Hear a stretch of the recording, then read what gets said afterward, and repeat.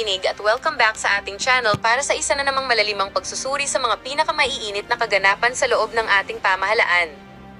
Ngayong araw ay hihimayin natin ang isang tensyong namuo sa pagitan ng dalawang matapang na mambabatas na sina Senador Rodante Marcoleta at Senador Panfilo Ping Lacson. Ang usaping ito ay hindi lamang basta tungkol sa personal na bangayan kundi tungkol sa mismong sistema at hustisya sa loob ng Senado na binabayaran ng buwis nating mga mamamayan. Nitong huling linggo ng Marso taong 2026 ay naging sentro ng usapan ang naging matapang na pagpuna ni Senador Marcoleta sa tila ibinibigay na special treatment kay Senador Lacson pagdating sa tinatawag nating privilege hour o ang oras kung saan malayang nakakapagsalita ang mga senador tungkol sa mahahalagang isyu ng bansa. Ayon kay Marcoleta, tila mayroong hindi patas na pagtrato dahil napapansin niya na laging nauuna at binibigyan ng prioridad si Lacson sa paggamit ng podium habang ang ibang mga mambabatas gaya niya ay inaabot na ng alas 8 o alas 9 ng gabi bago masalang sa agenda. Binigyang diin ni Marcoleta na ang bawat senador ay may pantay-pantay na karapatan at mandato mula sa taumbayan kaya hindi dapat nagkakaroon ng paboritismo kung sino ang mauunang mapakinggan sa plenaryo. Iginiit pa ng senador na ang ganitong sistema ay tila naglalagay sa ibang mga mambabatas sa alanganin dahil pagdating ng gabi ay madalang na ang mga nakikinig at pagod na ang lahat para sa isang seryosong diskurso. Agad namang sumagot dito ang pamunuan ng Senado sa pamamagitan ni Majority Leader Mig Zubiri na nagpaliwanag na ang pagkakaayos ng mga speech ay based raw sa pagkakasunod-sunod ng mga nag-file ng request at hindi dahil sa kung sino ang mas malakas o mas sikat na senador. Ngunit hindi naging sapat ang paliwanag na ito para kay Marcoleta dahil ayon sa kanya ay may mga pagkakataon na kahit huli nang nag-file ay naisisingit pa rin si Lacson sa unahan ng listahan. Dito na pumasok ang salitang special treatment na naging nitsa ng mainit na diskusyon sa loob ng bulwagan. Sa kabilang banda ay hindi rin nanahimik si Senador Ping Lacson at ipinagtanggol ang kanyang sarili sa pagsasabing siya ay sumusunod lamang sa itinakdang schedule ng komite at wala siyang hinihiling na anumang espesyal na konsiderasyon. Tinawag pa ni Lacson na isang paraan lamang ito ng pag-agaw ng atensyon sa media habang ang tunay na trabaho ay dapat na mas pagtuunan ng pansin. Ang hidwaang ito ay lalong naging makulay dahil alam nating lahat na may mga nauna ng alita ng dalawang ito pagdating sa mga investigasyon sa flood control projects at maging sa mga pulisya sa West Philippine Sea kung saan madalas ay hindi sila nagkakasundo ng pananaw. Ang tanong ng marami nating mga katinig ay bakit nga ba tila may mga ganitong internal na gulo sa Senado kung kailan napakaraming krisis na dapat harapin ng ating bansa. Para sa mga sumusuporta kay Marcoleta, ang kanyang ginawa ay isang pagtindig para sa transparency at pagiging patas para sa lahat ng mga halal na opisyal. Para naman sa mga panig kay Lacson ito ay bahagi lamang ng maayos na pamamalakad sa loob ng institusyon at hindi dapat gawing isyu ang simpleng pagkakasunod-sunod ng pagsasalita. Ngunit sa huli ang mahalaga ay makita nating mga mamamayan na ang ating mga pinuno ay nagtatrabaho ng maayos at hindi naubos ang oras sa mga teknikalidad lamang. Sa bawat minutong lumilipas sa loob ng Senado ay pera ng bayan ang ginagastos kaya nararapat lamang na maging produktibo ang bawat sesyon. Habang pinapanood natin ang mga ganitong eksena ay mapapaisip tayo kung sapat na nga ba ang disiplina sa loob ng ating pamahalaan o kung kailangan na nating mas maging mapanuri sa kung paano nila pinapatakbo ang ating mga batas. Sa mga susunod na araw ay inaasahang magpapatuloy pa ang tensyong ito habang papalapit ang mga mahahalagang botohan sa iba pang mga panukalang batas. Manatili kayong nakatutok dito sa ating channel dahil hindi natin lulubayan ang pagbabantay sa mga kaganapang ito upang masiguro na ang katotohanan lamang ang makakarating sa inyo. Ano nga ba ang inyong personal na opinyon tungkol dito mga katinig? Sa tingin nyo ba ay tama si Senador Marcoleta na dapat ay walang paboritismo sa Senado o naniniwala kayo na bahagi lamang ito ng tradisyon at seniority sa loob ng politika? I-komento nyo na ang inyong mga saloobin at huwag kalimutang mag-subscribe at i-click ang notification bell para laging updated sa ating mga susunod na pagsusuri. Maraming salamat sa inyong walang sawang pagsuporta at pagtitiwala dito sa Tinig ng Bayan dahil ang inyong pakikinig ay ang aming lakas para magpatuloy sa paghahatid ng balitang may kabuluhan at katotohanan hanggang sa muli nating pagkikita. Di-deliver ng privilege speech eh. Wala pa po tayong nate-take up na kahit ano. Siya pala'y masyadong special dito sa chamber natin. Kasi po, pagka kami, lalong-lalo na ako, minsan patatapusin na lahat muna. Aabot po ng halos alas 7 hanggang alas 8 ng gabi. Kaya kung minsan po, pag ako nagde-deliver ng speech, wala na si Senator Lacson. Ganun po pala siya ka-importante. Majority Leader, I think you should answer that particular Yes, Mr. President, statement. yung privilege speeches, alam mo, dalawang linggo na lang po naiiwan with due respect to Senator Marcoleta. Talagang tinutulak natin yung legislation, una, yung privilege speeches we put always, and it's been a practice in the past, in the tail end of the discussions, because the privilege speeches can take up a lot of time. Yung nangyari po kasi kahapon, just sa speech ni Senator Marcoleta, with due respect to the two sides, binanggit po niya yung pangalan ni Senator Lacson. So it is obvious that Senator Lacson would like to respond. So usually when it is personal and collective privilege, especially when they're trying to defend themselves, kasi gusto mong i-defend depensa ng sarili mo, binibigyan po natin ng pagkakataon. Ang senador na tumayo at any given point in time. Kaya kung sinabi din po sa akin ni Senator Marcoleta kahapon na ito po ay personal and collective dahil galit ako kay Senator Lacson, ginawa kong agad-agad. Pero hindi po niya kwento sa akin ano yung purpose ng kanyang speech. Kaya nung ninapitan niya po ako first speech, binabigyan po natin Senator Tulfo muna, pagkatapos si Senator Tulfo, Senator Marcoleta naman po. Pero yung laman po ng speech si Senator Marcoleta ay binabanatan isang membro ng Senado. Obviously, that member of the Senate will stand and defend themselves. We have to give them priority. It goes for any member of the Senate, Mr. President. We will give that privilege to any member of the Senate. Thank you. All right, thank you. Mr. President, ang sinasabi ko lamang po ay ngayon ko lang po na nakita ang ganitong special treatment. Hindi ko naman sinasabi, Mr. President, na lahat ay ganito. Kasi po yung yung una pa po bago ito, Mr. President, naalala ko, tinapos muna lahat po ng bisita, pati po yung mga galing sa Southeast Asian Games. At kahuli-hulian nga po, inabot po ako ng alas 8 ng gabi. Yun lamang po. Ngunit gusto ko pong makapagtanong sana sa ating ginagalang na Senador Ping Lacson kung siya po ay papayag. My pleasure, Mr. President. Hindi ko po alam, Mr. President, Your Honor, kung paano ko... Sana ko mag-uumpisa sapagkat hindi ako ang subject matter ng aking diniliver na privilege speech kahapon. Kaya kung sagutin at iisa-isahin sa inyo, ngunit ang nangyari, parang ad hominem ang nangyari. Sa akin po, natutukoy lahat ang inyong privilege speech ngayon, samantalang ang inaasahan ko ay sasagutin nyo yung privilege speech kahapon. Kasi kung ganun pong mangyayari, Mr. President, malilihis na naman po tayo sa inaasahan ng ating mga mamamayan. Dito lilitaw ngayon ang nauna pong mga patakarang nakita ko sapagkat kailanman hindi natin makakalimutan at huwag nating kalimutan na talaga pong nilimas po ang kabangbayan. Yun na po yung gusto nating pag-usapan dito.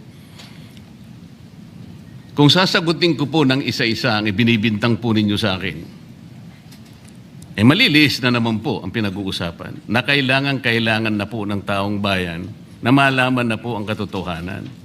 Sino po ang may pakana? Sino po ang mga mastermind sa nangyaring nakawan sa ating kabangbayan? Ito po ay hindi pangkaraniwang pagnanakawan, Ginoong Pangulo. Yun po ba ang gusto niyong mangyari, Ginoong Ping Lacson? Negative po. Sigurado hindi po yun. Bakit kayo po- po naglilihis, sino pa po nagsimula nito? Nung Bakit una pong po- privilege speech ninyo, hindi ko na sinagot kasi ayoko magkagulo. Pero enough is enough. Kahapon, nanonood ako sa aking opisina, gusto kong bumaba, kaya lang malalim na ang gabi at ayoko maabala yung trabaho sa Senado. Kaya nagsabi ako sa ating Senate President at ito'y na-manifest niya kahapon, narinig ko, na I was told na sasagot ako ngayong araw na ito. Wala pong gustong maglihis sa usaping flood control. Ako nga po, very passionate po ako dyan, mulat sa pool. Wala po kayo rito. Ako po'y talagang lumalaban sa korupsyon. Pagdating sa national budget, pagdating sa lahat ng usapin, hindi nyo po matatawaran ang aking hangarin, maituwid ang lahat ng katiwalian dito sa ating bansa dahil hindi po tayo muusad. Pero enough is enough. Patuloy po kayo sa pag-atake sa akin. Balikan nyo po, res ipsa loquitur. Andyan po lahat eh. Wala po ko inimbento. Salita nyo po lahat yan eh. Sabi nyo, iniinsulto ko kayo. Sagutin nyo po. Totoo po ba o hindi yung ating napanood sa mga video? Totoo po ba o hindi yung aking mga binanggit? Tapos na po kayo. Tapos na po. Kasi po ganito May I suggest that the two gentlemen address the chair instead of addressing each other. Sorry, Mr. President. Pagpaumanhin po ninyo, Ginoong Pangulo, ngunit nakakalimutan po ng ating Senator Ping Lacson na siya po ang nagumpisa sa ngayon lang. Ako raw po ay defensor ni Diskaya. Palagi niyang ipinipilit yon. Hindi niya makalimutan ang sinabi ko na nung ako po ay nasa Blue Ribbon Committee, tungkulin ko po kasi na ipaglaban ang sino man, witness man siya, resource person, siya po ang kauna-unahan na nag-apply ng Witness Protection Program. Sa aking palagay po, nung panahon na yon, ay kakailanganin namin siya sapagkat mga pangalang malalaki ang dapat na makuha natin. Hindi naman siya, ang ibig ko sabihin, si Diskaya po ang mismong nagbigay po ng kanyang kagustuhan. Nung una po, Mr. President, ayaw ko ang maniwala sa kanya. Kaya sinabi ko sa kanya, gumawa ka ng sulat, kahit sulat kamay, para sa ganun, walang masabi ang iba na parang ako pang nag-initiate sa'yo dahil hindi kita kakilala. Kailangan malaman muna natin kung ano ang laman ng iyong testimony. At kailangan ma-determine natin kung talagang meron kang may kukontribute na mga pangalan. Kasi importante na lumitaw ang mga pangalan ng mga taong talagang utak ng pagnanakaw na ito. Yun po ang pinag-umpisahan nun eh. Dahil mabigat ang kanyang gagawin, Mr. President, nakita ko sa kanyang kagustuhan na siya'y sumailalim sa Witness Protection Program. Kinilala ko naman yun, Mr. President. Malalagay nga sa alanganin ng buhay niya. Yun po naman ay nakalagay sa batas eh. Bakit ngayon akusahan ako na ako pa ang nagdidepensa sa kanya? Nandun naman po sa batas eh. Kaya nga po nang ipilit po ng ating DOJ Secretary na pinipilit niya magkaroon ng restitution, sinabi ko huwag mong gagawin yan. Wala naman sa batas yan eh. Ipipilit ninyo sa pamagitan ng memorandum ninyo na kahit wala sa batas para siya maging katanggap-tanggap na witness protection program witness, ay gagawin niyong mag-restitute siya. Wala po sa batas yun, Mr. President. Yun po yung nilalaban ko. Kung napagkamalan niya na dinidepensahan ko, hindi po pwede yung ganon, Mr. President. So ngayon, hanggang ngayon, pati ba naman ng asawa ko na independent director, kakalantariin pa rito. Saan ba natin pag-uumpisa ng pag-uusap na ito? Pagkatapos, ipipilit na naman ninyo yung Kalayaan Island Group. Ano po ba patakaran dito, Mr. President? Ginoong Lacson? Kailangan bang samot-samot ang gagawin mo para sa isang privilege speech? Kayo po'y matagal na sa Senado. Alam ko po, kabisado nyo yung patakaran dito. Ang isang privilege speech nakatutok lang sa isang subject matter. Pero ang gagawin po ninyong samot-samot ito, at pagkatapos ay mag-uumpisa kayo na parabang ang nilalaman ng privilege speech ninyo puro ad hominem. Wala po tayong matatapos dito. Ang hangarin po natin dito ay yung subject matter na pinipilit natin sapagat ito po ang inihintay ng taong bayan. Kung sasagutin ko po ng isa-isa at ang iba po'y sinagot ko na, ay lalayo po tayo. Ang akin pong tinatanong sa aking privilege speech kahapon ay bakit parang hindi ninyo pinagbigyan ang ibang mga tao na napakarami nilang dapat sabihin para sa ganun malaman natin ang katotohanan. Kayo po ang nagsabi, Senator Lacson, Mr. President, napupuntahan natin lahat ng lugar na kung saan ang ebidensya. Hindi po ba kayo po'y nagpahayag noon dito sa plenaryo, Mr. President, Senator Lacson, na sinabi nyo na ang presidente ay name drop ni Yusek Bersamin. Hindi ko man lang po nakita yung kanyang katauhan na ipinatawag nyo dito. Samantalang napakalaki ng dapat niyang ipaliwanag sapagkat kayo po ang nagsabi sa pamamagitan ng pagtitiwala ninyo sa ibinigay na testimony ni Yusek Bernardo na niname drop niya ang presidente. 100 billion pesos po pinag-uusapan dito na kung saan ang porsyentong tinanggap nila sang-ayon din sa inyong pagpapahayag ay 8 billion pesos Nagtataka po kami, ang taong bayan, hindi nyo man lang pinatawag si Yusek Bersamin. Nagtataka din po ako. Alam po ninyo ito. Nakiusap, nagpresenta si ex-Governor Chavit Singson. At iminungkahi ko po sa inyo at ang sabi nyo, sige po, sa susunod na pagdinig natin, ay iimbitahan natin siya. Sapagkat marami raw siyang gustong ibahagi sa ating pagdinig tungkol sa mga project sa Ilocos. Ngunit hindi po nyo tinawag. Yun po yung pinagtataka. Ito po yung gusto ko sanang sagutin ninyo. Sa akin po, wala nang kwenta kahit na ako'y patutsadahan ninyo na ganito ako, ganito kami, ganyan. Hindi na po mahalaga sa akin yun eh. Ang mahalaga po, Mr. President, ang taong bayan ngayon na naghihintay ng kasagutan sa maraming katanungan nila kung magagawa pa natin na buklatin lahat ang dapat buklatin. Kilalanin kung sino dapat kilalanin. Ang gusto ko pa po sana, Mr. President, sana sagutin po ninyo, Senator Lacson. May I respond, Mr. President? May I respond, Mr. President? Yes, please, go ahead. Mr. President, Your Honor, have you read the partial committee report? Ganito po ang nangyari, Mr. No, have President. you read the partial committee report? That is my question, Mr. President. Binasa ko po, ngunit hindi ko po magawan ng paraan kung paano ko po itatrato. Kasi kahit na po ganun ang nangyari, tiningnan ko po eh. Kaya lang, sabi ko sa mga staff ko, nung mag-meeting kami, bakit ka ako wala man lang pirma ito? Ito po italiwas po sa inyong ipinahayag kahapon. Sinabi nyo rito, If I may be natanggap allowed, ko. Mr. President.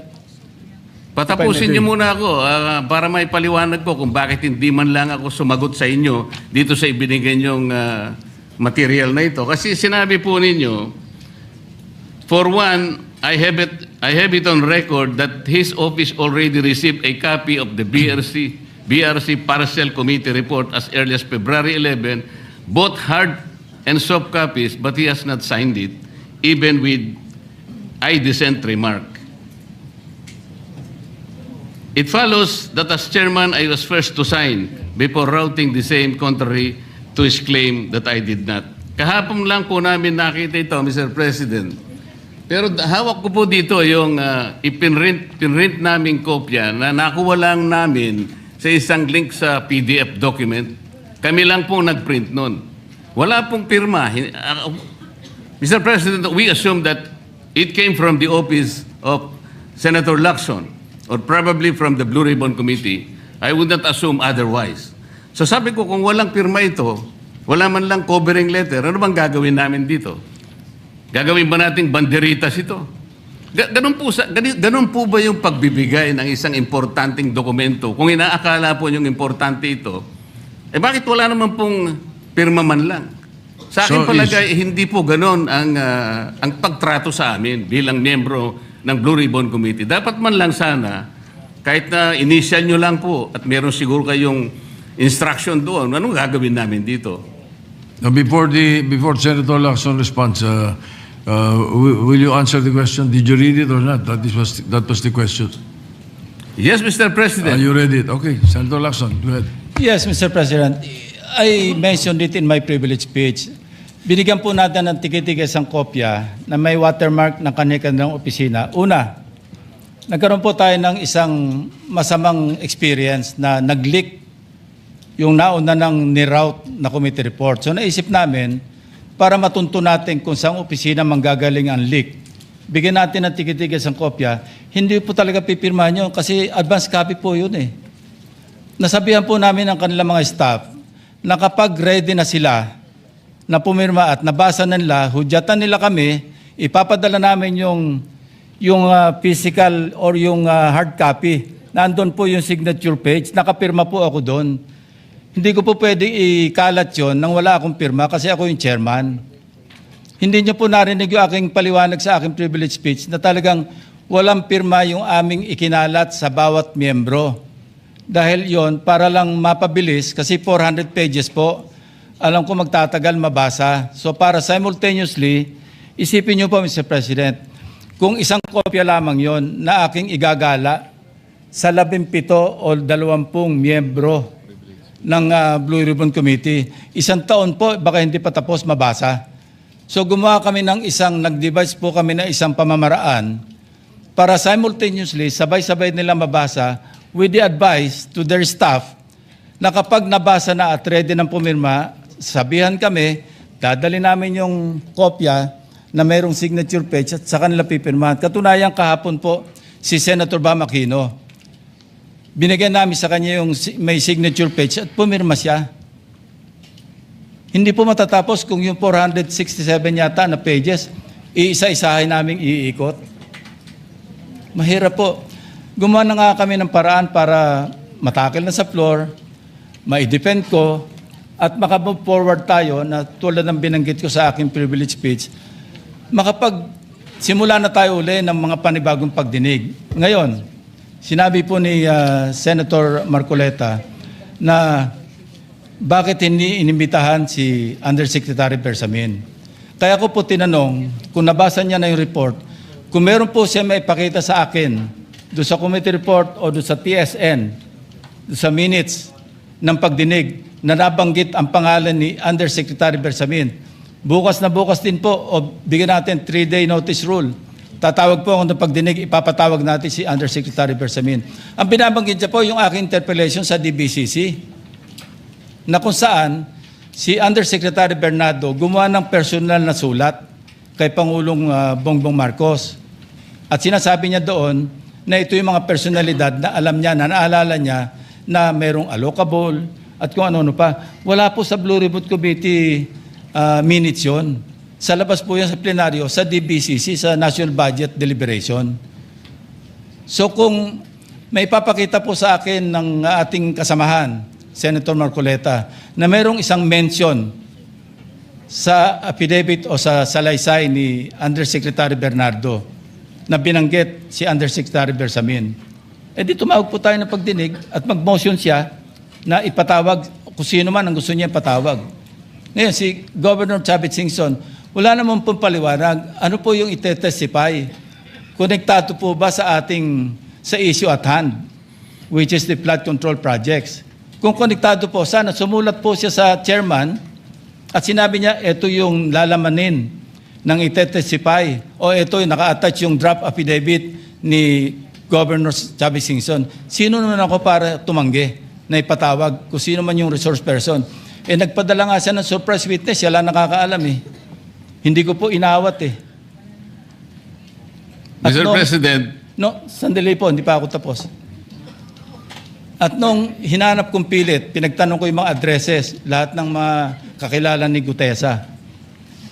At inalam po namin sa pamamagitan ng CCTV footage, baka naman merong sumalubong o merong kasama na pwede natin matunton kung nasan si Gutesa. Ganun po kasi ang aking pagnanais na talagang get to the bottom of this issue. Pero bigla po nawala eh. Ano po magagawa ko? Mr. President, wala nga pong nakasulat dun sa transcript tungkol nga po dun sa binanggit niya sa plenary na pangalang Adrian Bersamin. Paano nga pong mababanggit doon, Mr. President? Hindi nga niya pinatawag eh. Samantalang dapat niyang ipatawag, siya mismo ang nag-highlight. Isip-isipin po ninyo, nagawa po ni Senator Lacson na isama sa plenary debates ng ating 2026 budget. Ganun ka-importante ang bahagi na yon, Mr. President. Hindi ba dapat ipinahayag mo yun eh. Malaking bagay yun. Ibinulgar mo pa nga eh. There are 2 public officials I will reveal this morning. Ganun lang. Ba't hindi mo pinatawag? Kung pinatawag mo yun, malinaw na malinaw, nalagay sana sa transcript.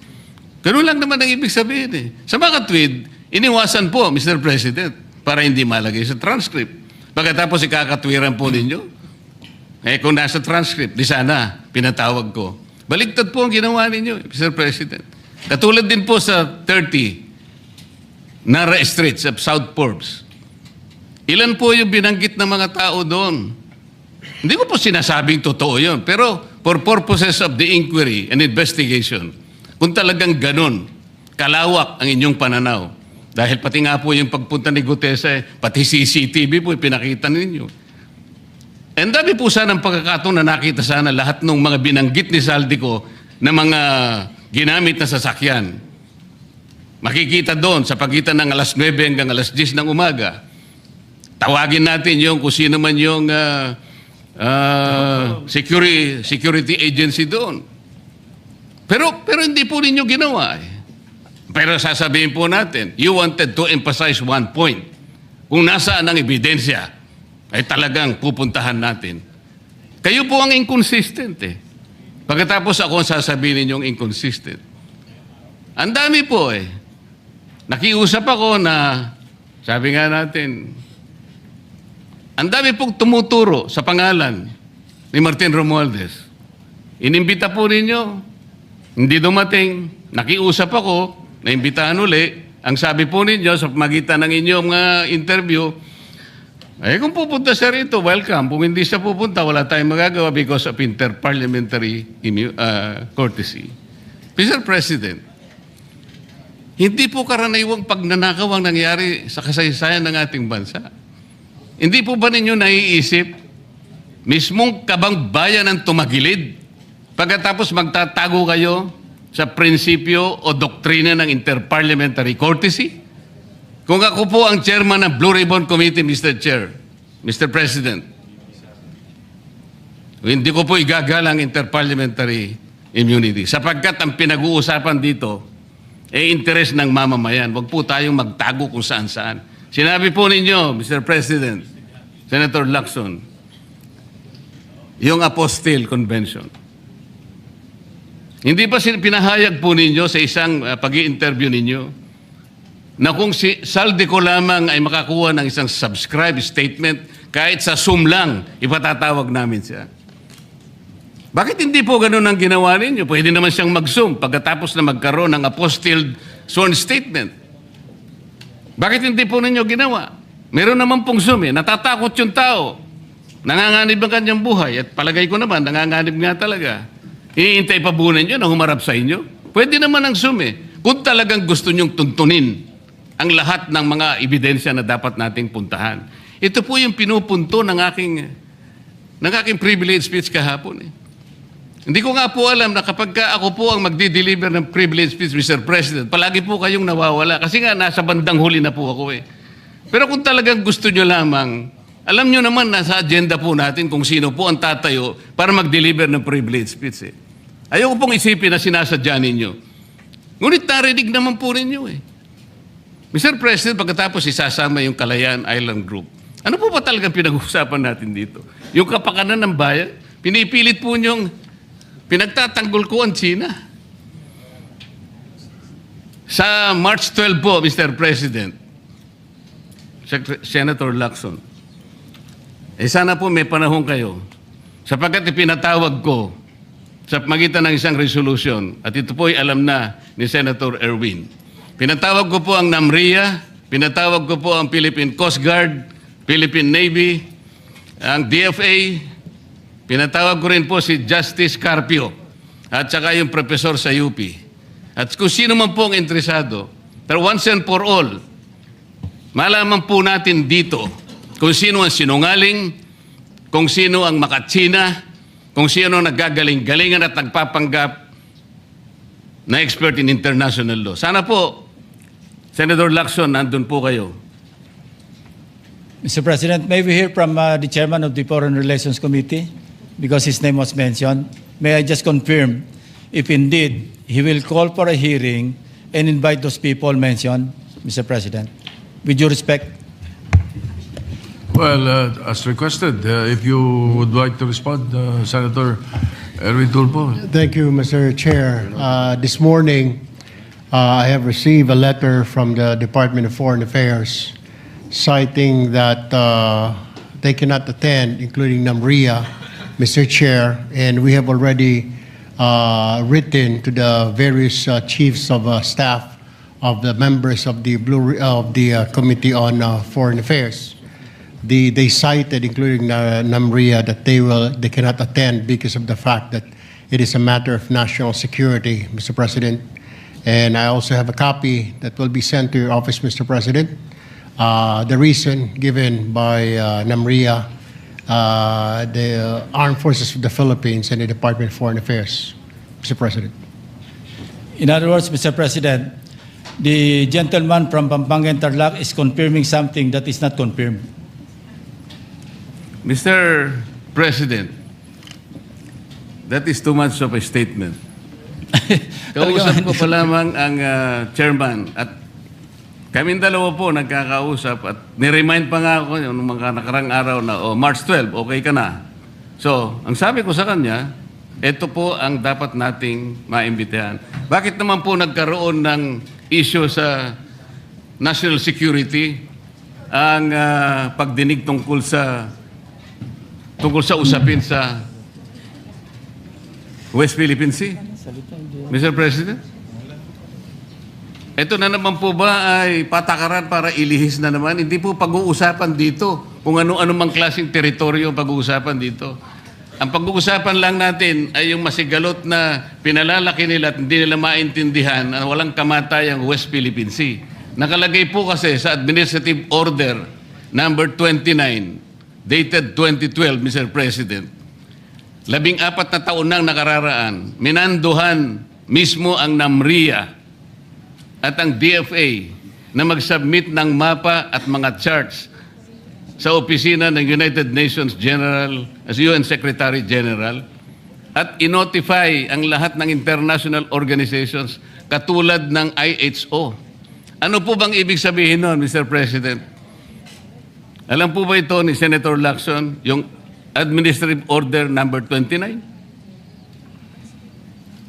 This is something between the chairman of the Foreign Relations Committee and the gentleman from Tarlac and Pampanga, Mr. President. Hindi po, tinatanong ko po kayo. No, kasi, I don't know Administrative Order number 29. Mr. hindi po President. ninyo alam, sasabihin ko sa inyo. I don't Ulitin need to ko. know, Mr. President. I'm not interested. Hindi po kayo interesado sa isang bagay na napaka-importante sa ating bansa? Hanggang ngayon, hindi ma-drawing ang West Philippine Sea. Hindi kayo interesado? Hindi po ko rin interested. At dyan nagtatapos ang usapan natin ngayon. Kung may gusto kang idagdag o reaksyon, i-comment mo lang sa baba. Boses mo'y mahalaga. Huwag kalimutang i-like, share, at subscribe para sama-sama nating palakasin ang tinig ng bayan. Hanggang sa susunod, tandaan, ang may alam, may laban! Awesome!